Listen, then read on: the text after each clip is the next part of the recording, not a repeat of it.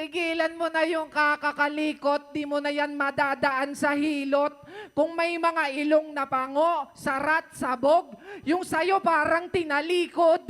Pwede pa pindot? Lakas! Stig! Pinas! Kaya di na para ikumpara yung kaibahan natin pambihira.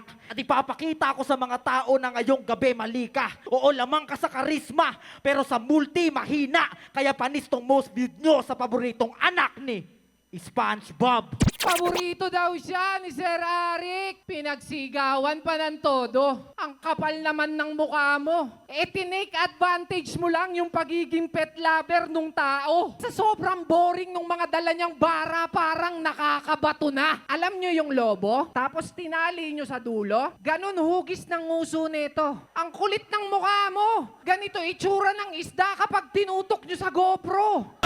Lakas! Stig! Pinas!